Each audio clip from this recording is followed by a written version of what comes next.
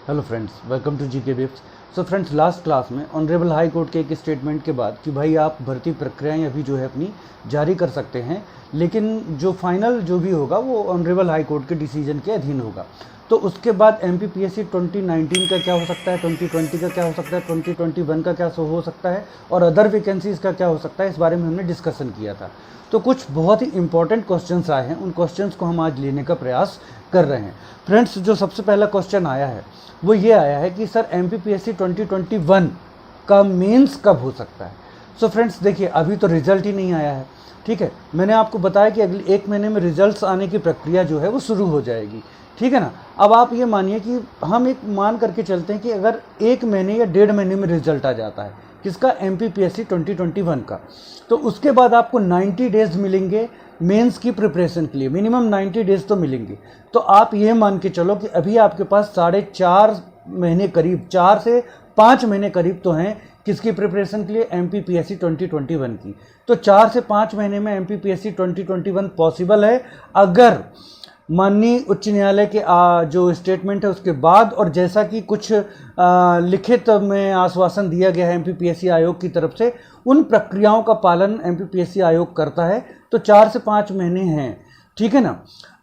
अगर सब यथावत चलता रहता है, अभी सब कुछ कंफर्म नहीं है, ये मैंने पिछले वीडियो में भी कहा था, इस वीडियो में भी कहा था, क्योंकि मैं साल भर से ये नहीं बना रहा हूँ कि 2 दिन में रिजल्ट आ जाएगा, अगले 1 हफ्ते में आ जाएगा, दूसरे महीने में आ जाएगा। जब मुझे लगा कि हाँ अब वास्तव में कुछ प्रक्रिया आगे बढ़ रही है, तब मैंने ये वीडियो आपके लिए बनाया है।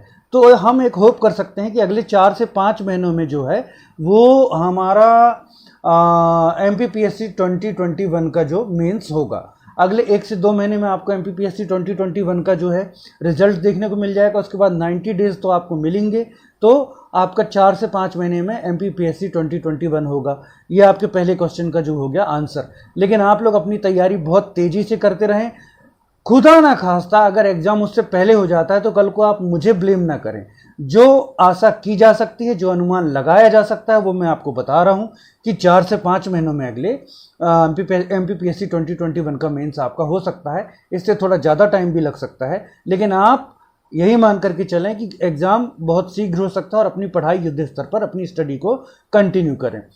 फिर फ्रेंड्स, नेक्स्ट क्वेश्चन आया था कि सर हमको एक 90 डेज प्लान दीजिए एमपीपीएससी मेंस की प्रिपरेशन के लिए। तो बहुत अच्छी बात है, इससे पता चलता है कि आप लोग बहुत सीरियस हो चुके हैं एमपीपीएससी मेंस को लेकर के।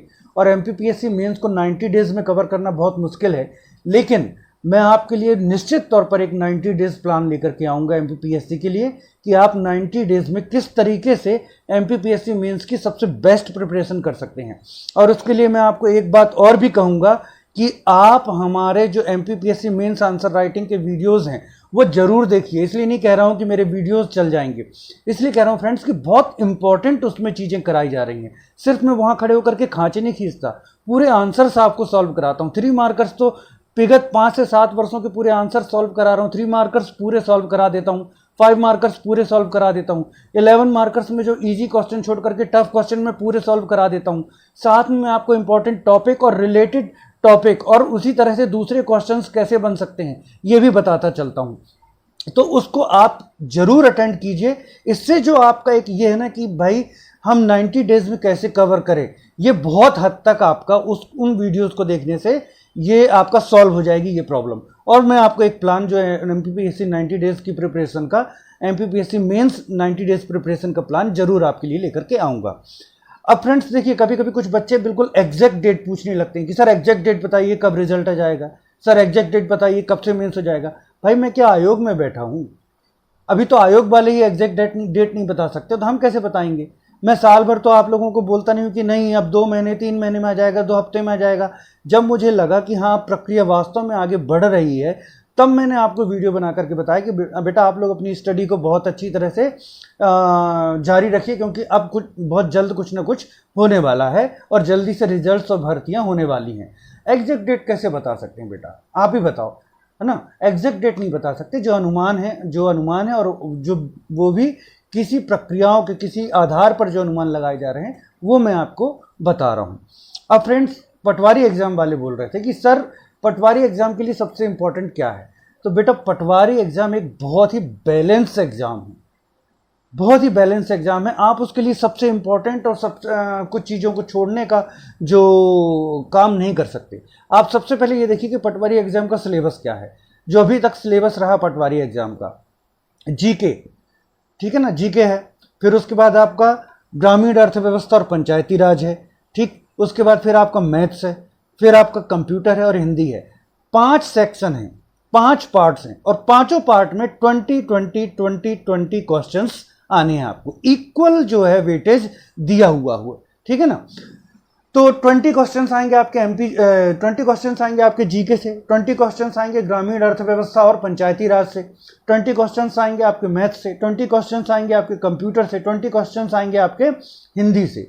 तो आपको करना क्या है, आप जितने भी स्टडी कर रहे हैं, मान लीजिए आप 6 घंटे 8 घंटे या 10 घंटे जो स्टडी कर रहे हैं, उसको इक्वल पार्ट में डिवाइड करिए कि मुझे इतना इतना देर ये पढ़ना है। हाँ, ये जरूर है कि आप अपने वीकर पार्ट को थोड़ा ज़्यादा टाइम दे सकते हैं कि यार जैसे कुछ बच्चों की मैथ्स वीक है तो उसको थोड़ा सा ज़्यादा टाइम दे दिया कि हम मैथ्स को थोड़ा ज़्यादा टाइम दे रहे हैं और बाकी को थोड़ा सा बैलेंस टाइम दे दिया। कम किसी को भी नहीं पढ़ना है, बैलेंस बाकी को, अपना मतलब एक बैलेंस बना लिया। ओके फ्रेंड्स, अब फिर भी अगर आप पूछना चाहो कि सर हम किस तरीके से स्टार्ट करें, तो देखिए जीके बहुत ब्रॉड है। जीके में आप जानते हैं हिस्ट्री है, पॉलिटी है, साइंस है, इकोनॉमिक्स है ना, और फिर आपका मिसलेनियस है, ज्योग्राफी है। तो जीके बहुत ब्रॉड है। ओके, और आने कितने हैं, 20 क्वेश्चंस। अब आप ग्रामीण अर्थव्यवस्था और पंचायती राज में जाइए। पंचायती राज आपका एक लिमिटेड जो है उसका क्राइटेरिया है, तो आप पंचायती राज स्टार्ट करिए। पंचायती राज को बहुत अच्छी तरीके से लगा लीजिए। इसका मतलब मैं ये नहीं कह रहा हूं कि दूसरी चीजें नहीं पढ़ना। कहां से स्टार्ट करें, आप ये पूछ रहे थे तो मैं वो आपको बता रहा हूं। पंचायती राज स्टार्ट कर दीजिए और साथ में कंप्यूटर स्टार्ट कर दीजिए, क्योंकि कंप्यूटर भी एक लिमिटेड जो आपका क्या है पोर्शन है, कंप्यूटर भी लिमिटेड पोर्शन है। तो पंचायती राज और कंप्यूटर आप स्टार्ट कर दीजिए, साथ में मैथ्स को स्टार्ट कर दीजिए। ओके फ्रेंड्स, तो साथ में मैथ्स को स्टार्ट कर दीजिए। ये आप करते चलिए, साथ में आप जीके के इंपॉर्टेंट चीजें जो है वो करते चलिए। तो आपको सबसे पहले अगर आप प्रेफरेंस वाइज पढ़ना चाहते हैं तो आपको क्या करना है, पंचायती राज, कंप्यूटर और आपको दूसरा क्या हो गया, आपको मैथ्स, इनको प्रेफरेंस देनी है। फिर हिंदी का भी एक लिमिटेड सिलेबस है, हिंदी लीजिए। तो इन 4 पार्ट्स को बराबर स्टार्ट कर दीजिए। और जीके बहुत ब्रॉड है, तो जीके को मैं ये नहीं कह रहा हूं, देखिए बार बार अर्थ का अनर्थ मत लीजिएगा कि जीके मत पढ़िए, पर जीके के पीछे एकदम भागिए मत। जो चीजें लिमिटेड सिलेबस में बंधी हुई हैं उनको बहुत अच्छे से तैयार कर लीजिए। 80 क्वेश्चंस का सिलेबस आपका पूरा ऐसा है जिसका एक निश्चित क्राइटेरिया है, तो वो आप बहुत अच्छे से तैयार कर लेंगे। साथ में जीके को पढ़ते चलिए। ओके, जीके तो अनलिमिटेड है, history, polity, geography, science, economics, miscellaneous, ठीक, गेम्स, तो उसको साथ में आप पढ़ते चलिए। तो इस तरीके से आप मैक्सिमम चीजें जो हैं वो कवर कर सकते हैं। ओके फ्रेंड्स, तो पंचायती राज, ग्रामीण अर्थव्यवस्था का पोर्शन आपका, फिर आपका मैथ्स, हिंदी, कंप्यूटर, और देन फिर आप जीके।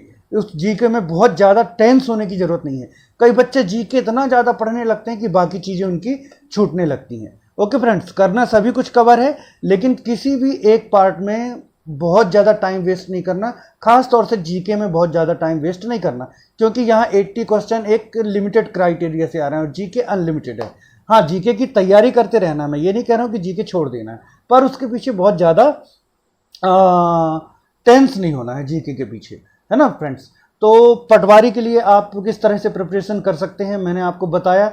बाकी मैं MPPSC और MP पटवारी दोनों का एक डिटेल एनालिसिस लेकर के आने वाला हूं फ्रेंड्स। क्लास की वजह से और थोड़ा सा समय अभाव की वजह से काफ़ी दिन से वो पेंडिंग पड़ा हुआ है। मैं वहां आपको कंप्लीट बताऊंगा कि पहले तो पूरा सिलेबस, पूरा एक A to Z सिलेबस बताऊंगा, कहाँ से क्या आना है। हालांकि नई जब नोटिफिकेशन आएगा उसमें सिलेबस में कुछ चेंजेस होते हैं कि नहीं होते हैं, ये कुछ अभी कहा नहीं जा सकता है ना। तो जो पिछला सिलेबस है वो पूरा कंप्लीट डिटेल में हम एनालिसिस करेंगे, किस पोर्शन से कैसे क्वेश्चंस आए हैं, ये कंप्लीट एनालिसिस मैं आपको दूंगा।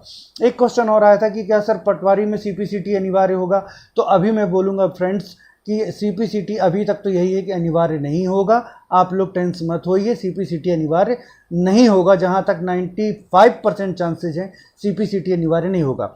एक क्वेश्चन और आया था कि क्या पटवारी में नेगेटिव मार्किंग होती है। सो फ्रेंड्स, पटवारी में नेगेटिव मार्किंग अभी तक तो नहीं हुई है, नया नोटिफिकेशन आएगा तो उसमें भी जो संभावना यही है कि नेगेटिव मार्किंग नहीं होगी। ओके फ्रेंड्स, बाकी नया नोटिफिकेशन जब आएगा तो पता चलेगा। नोटिफिकेशन कब तक आएगा, तो देखिए मैंने बार बार कहा है पटवारी और अदर वैकेंसीज के लिए कि अगले 1-2 महीने में आपको या तो नोटिफिकेशन मिल जाएगा या एक न्यू एग्ज़ाम कैलेंडर मिल जाएगा, जिसमें आपको तिथि निर्धारित हो जाएगी कि पटवारी एग्ज़ाम कब होना है। और अब ये कैलेंडर चेंज नहीं होगा यदि कोई बहुत ही ज़्यादा बुरे कंडीशंस नहीं बनती, लाइक ईश्वर ना करे फिर से दोबारा कोविड का प्रकोप हो।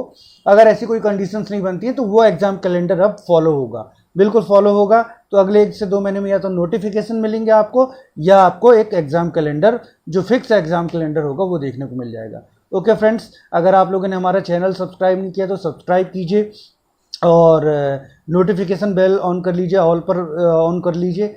और अगर आपको वीडियो अच्छा लगता है तो प्लीज़ शेयर और लाइक करिए। Okay friends, thanks for watching.